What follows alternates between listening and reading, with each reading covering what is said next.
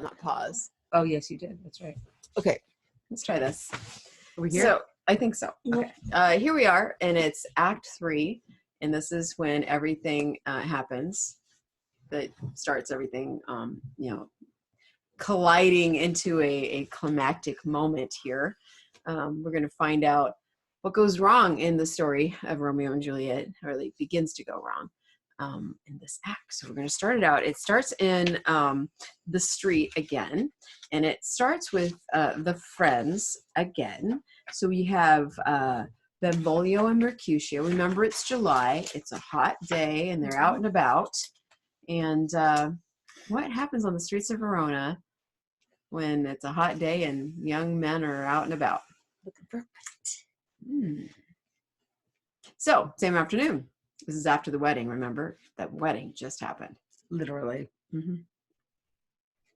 Enter Mercutio, Benvolio, page and servants. Right, and I'm Benvolio. All right. I pray thee, good Mercutio, let's retire. The day is hot and the Capulets abroad. And if we meet, we shall not escape a brawl. For now these hot days is the mad blood stirring. Thou art like one of those fellows that when he enters the confines of a tavern, claps me his sword upon the table and says, God send me no need of thee. And by the operation of the second cup, draws it on the drawer, when indeed there is no need. Am I like such a fellow? Come, thou art as hot in thy mood as any in Italy, and as soon moved to be moody, and as soon moody to be moved. And what too? Nay, and there were two such, we should have none shortly, for one would kill the other, and yet thou wilt tutor me from quarreling. So this is all sarcastic. Mercutio is saying that Benvolio likes to fight. Benvolio is always picking fights. We know that's not true already. Yeah. So Benvolio says, and I were so apt to quarrel as thou art, any man should buy the fee simple of my life for an hour and a quarter. The fee simple. Oh, simple. Okay. So what he's saying there is like people could buy insurance on me, but it wouldn't put your money on him. It wouldn't be worth anything. So really the truth is that Mercutio is what he just described. He described Benvolio as somebody who would fight over anything, who would say he doesn't need his sword, put it down, and then like ask for something to drink, and then be like, and then kill somebody. Yeah, so he doesn't need a reason to fight. He's saying that's what Benvolio is, but right, it's not. So the fee simple. Oh, simple. Mm-hmm. Yeah, it's just okay. Oh, by my head, here come the Capulets. By my heel, I care not. So Tybalt and the other Capulets enter. Now I got to be Tybalt too. Yeah. Follow me close, or I will speak to them.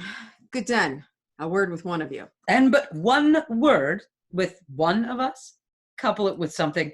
Make it a word and a blow. You shall find me apt enough to that, sir, and you will give me occasion. Could you not take some occasion without giving? Mercutio, thou consortest with Romeo. Consort? What? Dost thou make us minstrels, and thou make minstrels of us? Look to hear nothing but discords. Here's my fiddlestick, ha-ha! Here's that shall make you dance. Zounds, consort. Yeah, so what happens here is Tybalt comes up and he's like, I want to talk to your friend. Hey, you hang out with Romeo, don't you? And the way he puts it, though, and first of all, Mercutio initially is combative. And he's like, oh, why don't you just want to talk to one of us? Why don't you couple it with something? You just want one word? How about one word and a blow, meaning let's fight. Huh. And Tybalt's like, I could do that if you keep pushing it. We could do that. But I'm looking for your friend Romeo. Your friend.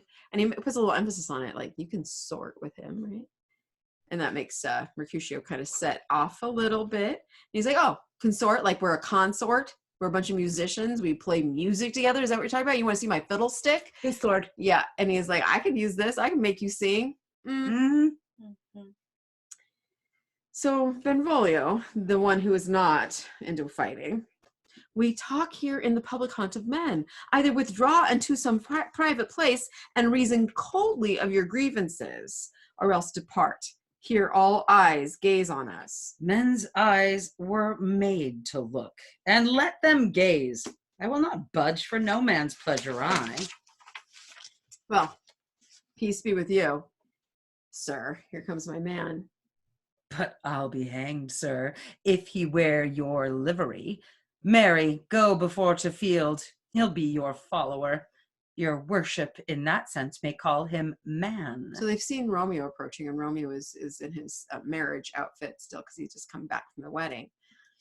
And so Tybalt's like, I'm done with you. I'm going to talk to him. But Mercutio is like, oh, he's your man, is he? Do you think that makes him your servant?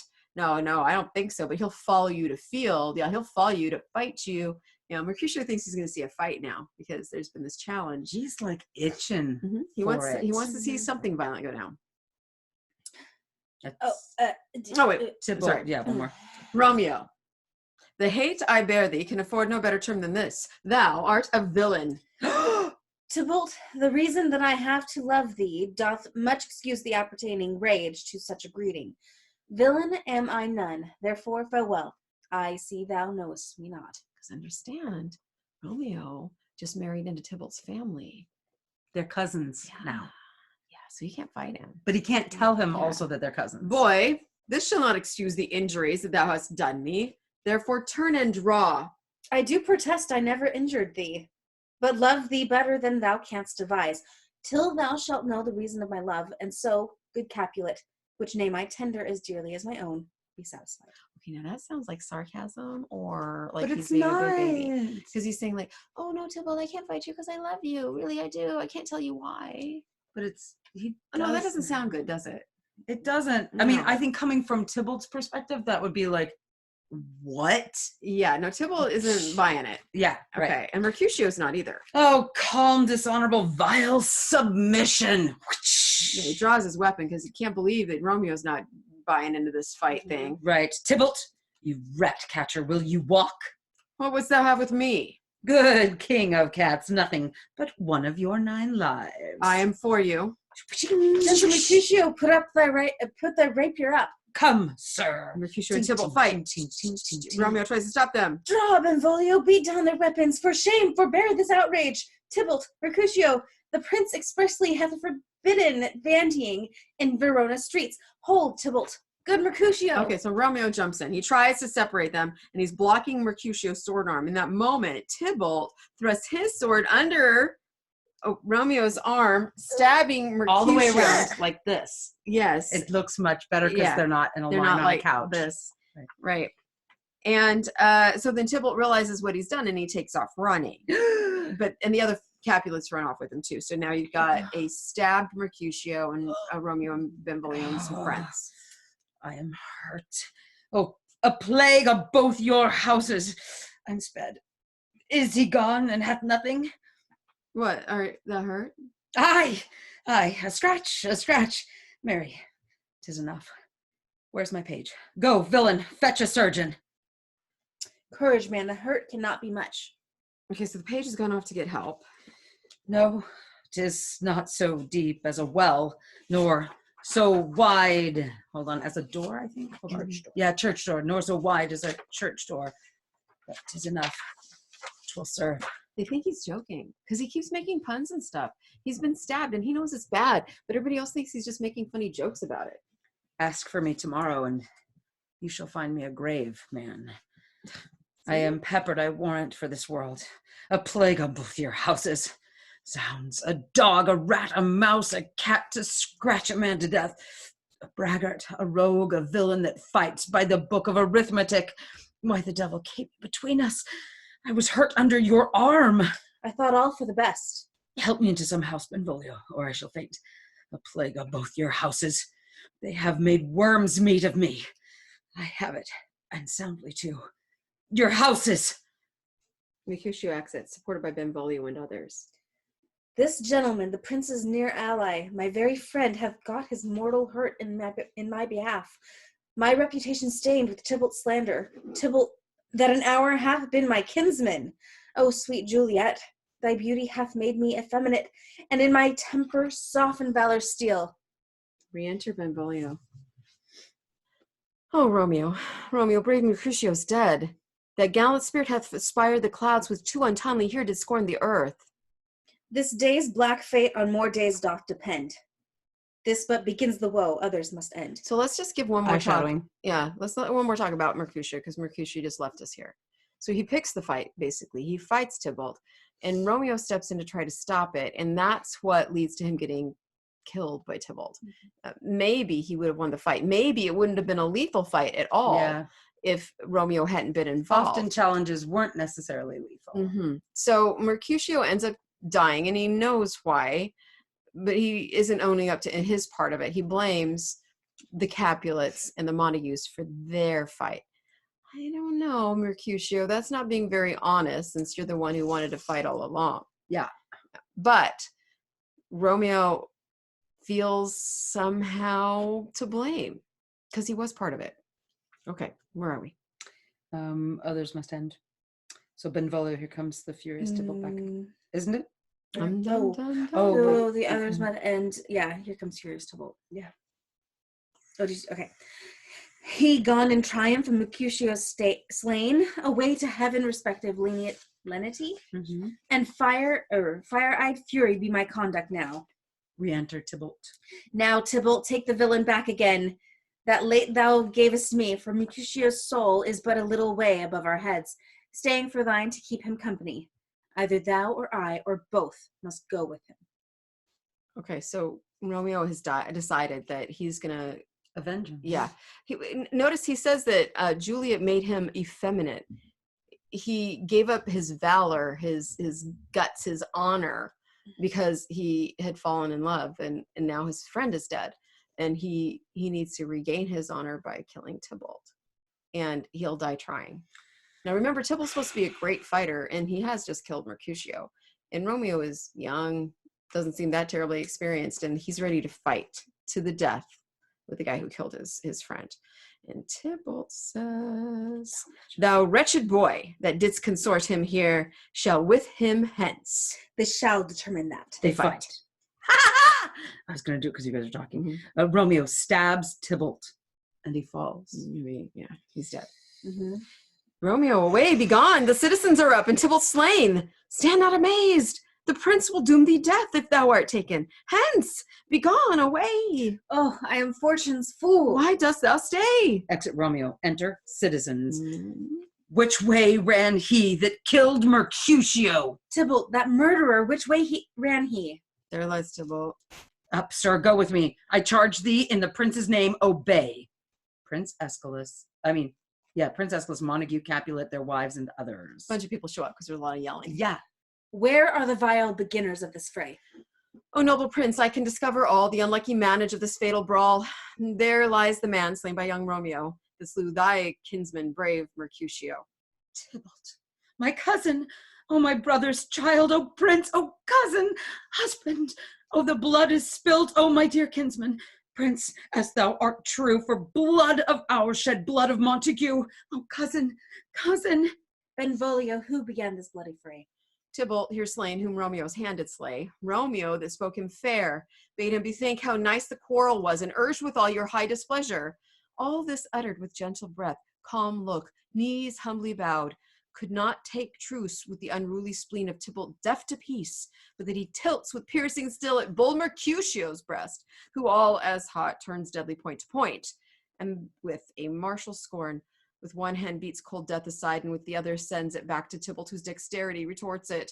Romeo, he cries aloud, hold friends part, and swifter than his tongue, his agile arm beats down their fatal points, and twixt them rushes, underneath whose arm an envious thrust from Tybalt hit the life of stout Mercutio. And then Tybalt fled, but by and by comes back to Romeo, who had but newly entertained revenge, and to it they go like lightning, for ere I could draw to part them, was stout Tybalt slain. And as he fell, did Romeo turn and fly. This is the truth, or let Benvolio die. He is a kinsman to the Montague. Affection makes him false. He speaks not true. Some 20 of them fought in this black strife, and all those 20 could but kill one life. I beg for justice, which thou, prince, must give. Romeo slew Tybalt. Romeo must not live. So she jumps in and said, he's a liar because he's a Montague. There's only one guy dead here, and it's Tybalt. It must have taken 20 guys to kill him, because we all know he was great. But we know that Benvolio is not a liar. No. But she doesn't, he fudged a little bit. He said that Romeo took off as Tybalt fell, and Romeo had to be like told to get out of there, and that was Benvolio told him to get off. Yes. That is true. And he actually, made it seem like Romeo tried to discourage a fight, which Romeo did, to be honest. That's right. Okay. Romeo slew him. He slew Mercutio. Who now the price of his dear blood doth owe? Not Romeo, Prince. He was Mercutio's friend. His fault concludes, but what the law should end, the life of Tybalt. And for that offense, immediately we do exile him hence. I have an interest in your hate's proceeding. My blood for your rude brawls doth lie a-bleeding, but I amerce you with so strong a fine that you shall all repent the loss of mine. I will be deaf to pleading and excuses. No tears nor prayers shall purchase out abuses. Therefore use none. Let Romeo hence in haste, else when he's found, that hour is his last. Bear hence this body and attend our will. Mercy, but murders. Pardoning those that kill. Okay, so the prince is realizing that he should have handled things a little more roughly prior to that. 2 people have died. One of them killed Mercutio. He's dead. He's got his punishment. The other one, in revenge, killed Tybalt. Now, sure, he was fighting somebody who had just murdered somebody, because dueling is not allowed. You can't just go and it's not fair to kill somebody in the streets for any reason. Right. And so now Romeo should be put to death for dueling, but he's actually being a little nicer, saying, no, he's just exiled. We're chasing him out of town. If he comes here, then he's dead. We'll kill him. If he leaves, then we'll pardon him. That's the best we can do. And that's only because Mercutio was my cousin that I'm being that nice. Yeah. So basically is what he's doing. Okay. And the Capulets probably don't like this, because they just lost Tybalt, and Romeo's the killer, and Romeo's their enemy. And also family, but they don't know that. Yeah, nobody knows that. Not even Juliet knows what's happened. All right, so let's go ahead and talk about the diary entry for this. So I had so on page 29, where Romeo says, doth much excuse the appertaining rage to such a greeting. So he's saying, the reason that I have to love thee, Tybalt, doth much excuse the appertaining rage to such a greeting. So is he saying that the rage to such a greeting was coming from Tybalt, he's like, right? Yeah, calls him a villain, right? Right. Tybalt's like, you're a jerk. And he's like, normally I would be angry at you for saying that, but there's a reason I love you instead. Mm-hmm. So, and that's going to excuse this rage that you're I'm gonna greeting me with. I'm gonna pretend that didn't happen. I forgive you for the way you just addressed me. Do you see any, Fiona, too, that you wanted to? Trying to remember. We talked about effeminate, which I thought was good. I do have also where Romeo says, after Mercutio is slain, a way to heaven, respective lenity. Lenity, yeah. What does lenity mean? Lenience. So it's like, okay, so lenience is like being easy on it. Okay. So I was going to be easy on you, but now forget it. Yeah. Yeah. And now fire-eyed fury. I get it. Okay. My conduct now. I'm going to act crazy mad now. I was trying to be reasonable, but no, you killed my friend. I have to kill you now. Right. Okay. Yeah, and we talked about effeminate already, which was on mine. And then we just aspired. I'm just not sure if people know the gallant spirit hath aspired the clouds. So risen up to. Right. So when you aspire to be something, you want to rise up to be that. So in this case, it's like his spirit has arisen up into the heavens, because he's not very far up there. Yes, and he's waiting. So one of them is going to join him, and it was going to be Tybalt. So they happily went on together wherever they went. They're very happy. Okay, so Benvolio in the scene. He's trying to stop some of the madness. I mean, I don't think he's really contributing. He's not. No, he tries blandly to keep things from getting bad. He says it's hot, we should go in. The Capulets are around. Oh no, there's the Capulets. Get out, let's go. Yeah, seriously. And then he can't. Mercutio's a runaway train. He just left him. And also Benvolio doesn't run. He sticks around to help solve problems at the end. True. He tells the truth as best he can.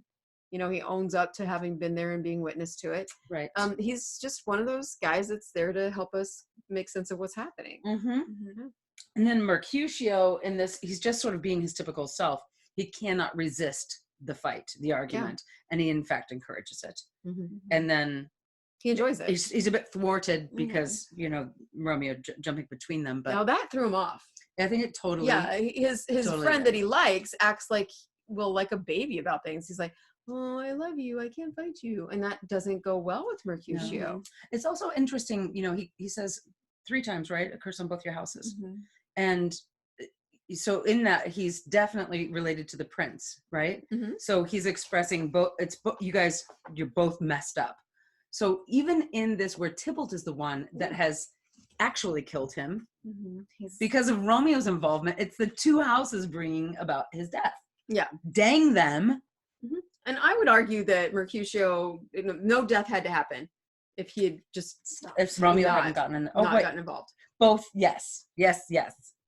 So Romeo or Tybalt, because he's mad that Romeo was at the party last night. But it doesn't sound like he was necessarily going to get in a fight with him. No, it was because he had sent word to his house earlier. No, and that means it was a challenge to a duel. Yeah, it was really a challenge. He wanted to maybe fight not him, right maybe there at that time. Yeah, no. Right, because that wouldn't have been the right. way it's normally done. Not in the middle of town. He would have been saying, "I will meet you in the field at dawn at such and such place. Bring your second. Yes, and I will kill you to then." or even just to the first blood. So that often was a thing. Like if somebody gets injured, they lose, and then the righteous. He said prevails. he was going to kill him.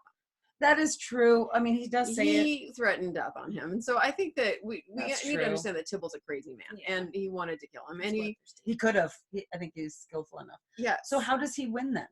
I mean, how does Romeo win? I think it's that fire-eyed conduct piece. I think that Romeo is overcome, enraged, but with fury, not just because of the death of Mercutio, because of the transformation of his own self from this manly "I can fight you" kid to somebody who I love you. You just don't know why. Yeah, he feels like he made that mistake. He caused the problem. He has to solve it. Which, I mean, that's tricky because I don't think he should have felt that way, but he did.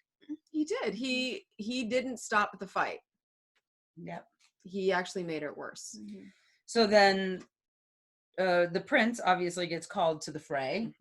And he's lost Mercutio, who's a relative of his, and we assume that means loved one. And now he has to actually settle it. Like 2 people from both sides have died, or by the other house's hands, and so 1 dude's left over. And what does that mean? And he's still, I mean, Romeo's going to die if he comes back. Yeah, that's clear. So he just gets banished, which allows the story to move on, which is good. Lady Capulet is so convinced that it was all their fault. Tybalt died, and so Romeo must die. And revenge and Benvolio's so the hate lying is actually building. Yes, at this point the hate's building instead of being diffused. So it actually is now worse before it could get better. Right, if it could get better. And Montague is calling for. Well, hold on a second. Wait a second. Yeah, no. Hold on. So right, exactly. This one did it because of this. Remember, this one did it because that. Prince, my son was a friend of your. That's right. Yeah. That's right. Interesting. So it's very sad. Yeah. Okay, so, we're gonna stop the video this time. Okay, and then we'll start the next scene 2. We're gonna stop and actually